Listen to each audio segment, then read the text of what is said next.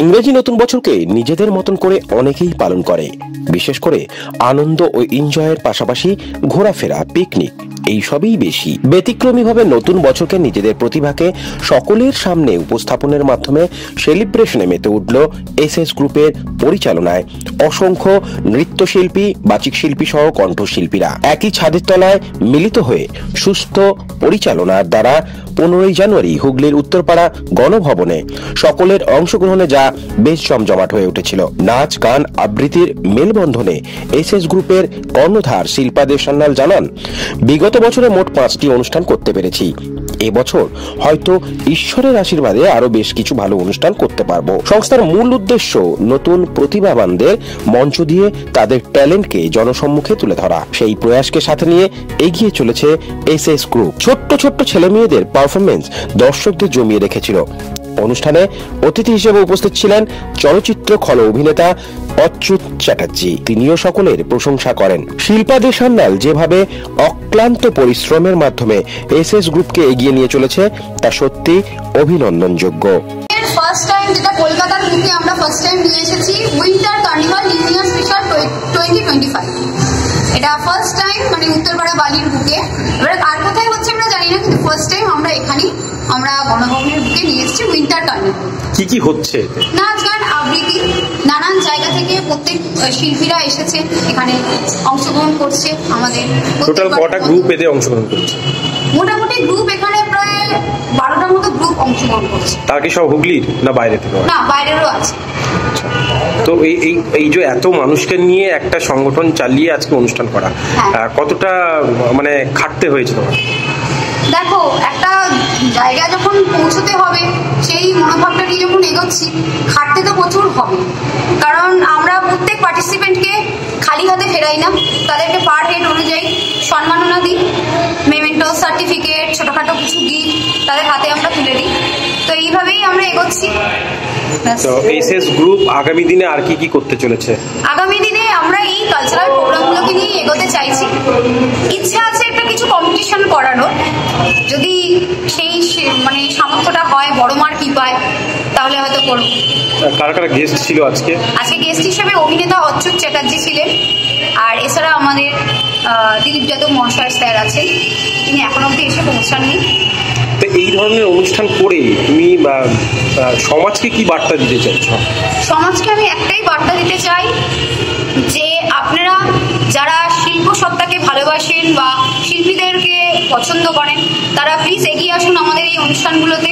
আমাদেরকে একটু সাপোর্ট করুন। আমরা যারা অর্গানাইজ করছি এই প্রোগ্রামগুলোকে, একটু আপনাদের সহযোগিতা পেলে হয়তো আগামী দিনে আমাদের মনোবল আরো বাড়বে, আমরা আরো এগোবার চেষ্টা করব। কত বছর ধরে চলছে? 2024 সালে 5টা প্রোগ্রাম করেছি। 2025 সালে ফার্স্ট প্রোগ্রাম উইন্টার কার্নিভাল থেকে শুরু হলো।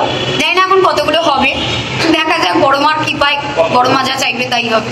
আপনার নাম? আমার নাম শিল্পা দে সান্যাল। আপনি এসএস গ্রুপের কর্ণধার? এসএস গ্রুপ তো আমি আমার ওয়াইফ মিলে প্রথম শুরু করেছিলাম। তো সেখানে আমাদের গ্রুপ 2024 সালে আমরা যখন প্রথম প্রোগ্রাম করি উত্তরপাড়ার নেতাজি ভবন, সেই জায়গায় আমরা ছোটোখাটো যারা দূর দূর থেকে যারা আসছে ছোটো একটা প্রোগ্রাম হয়েছিল। সেখান থেকে আস্তে আস্তে আমাদের 5টা প্রোগ্রাম হলো। তারপরে আমাদের এখন 2025 সালে উইন্টার কার্নিভাল উত্তরপাড়া গণভবনে আজকে আমরা যেটা করছি, যেটা অনেক শিল্পীরা আসছে যেখানে অনেক দূর দূর থেকে, তাদের খুব সুন্দর নৃত্য, কারোর সুন্দর গান, কারোর সুন্দর আবৃত্তি করছে, সেটা আমরা আমাদের কাছে একটা প্রাপ্য। কারণ এসএস গ্রুপে আমরা বুঝতে পারিনি প্রথমে যে এসএস গ্রুপে এত শিল্পী, এত ট্যালেন্ট আছে, যে এত বাইরে থেকে লোকজন আসছে যারা ট্যালেন্ট দেখাচ্ছে।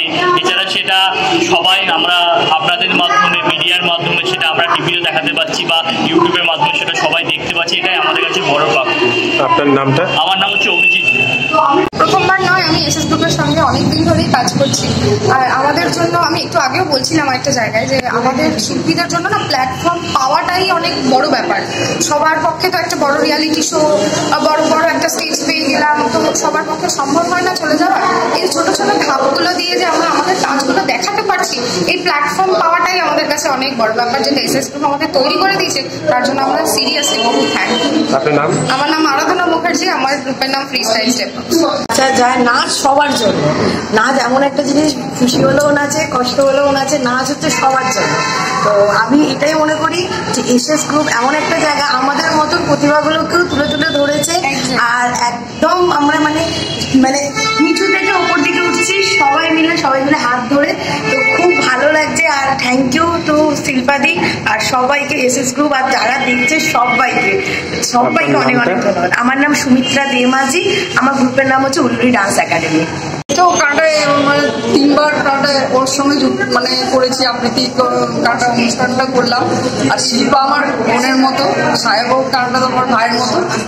আমাদের যে ছোট ছোট বোনের মধ্যে যে প্রতিভাটা সেটা যে আমরা তুলে ধরতে পারছি, এটাতেই আমাদের খুব ভালো লাগছে। কারণ নিজেও আমি সার্ভিস করি, তা সার্ভিস করেও যে সময় পাচ্ছি করে নিজেদের মনে হচ্ছে যেন আমি সেই ছোটবেলায় ফিরে গেলাম। খুবই ভালো লাগে। ওদের অনুষ্ঠান হচ্ছে সুচন্দ্রা মুখার্জি। আমার খুব ভালো লেগেছে আজকে এই উত্তরপাড়া গণভবন হলে এই অনুষ্ঠানে এসএস গান গ্রুপে শিল্পারটাকে আমি আসতে পেরে খুব নিজেকে গর্বিত মনে করছি। এবং অবশ্যই আরেকজনের নাম না বললেই নয়, সে চিত্রসাথী রাজকুমার। এবং আমি এটা বলবোই, এটা আমাকে বারণ করলেও আমি বলবো, কেননা ও আমাকে যথেষ্ট স্নেহ করে এবং সেই জন্য আমি আজকে আসতে পেরেছি এখানে। কারণ একটা জিনিসই আমি বলবো যে প্রত্যেকটা মা বাবার যেন এইভাবে অঙ্গীকারবদ্ধ হন যে এই ধরনের বিভিন্ন ভালো ভালো যে গান গ্রুপ আছে, যে গান গ্রুপে তার ছেলে মেয়েদের অবশ্যই জড়িত রাখবেন। এবং তাতে কিন্তু তারা আজকাল যে সমস্ত মিডিয়াগুলো রয়েছে সে সমস্ত মাধ্যমে এবং যে সমস্ত মাধ্যমগুলো রয়েছে ভালো ভালো, যেমন ডাক বাংলা ডাক, সমস্ত জায়গায় ওনাদের পারফর্ম করার সুযোগ পাবে ওরা এবং নিজেদের মেলে করতে পারে। Bureau report, Uttarpara, Hooghly.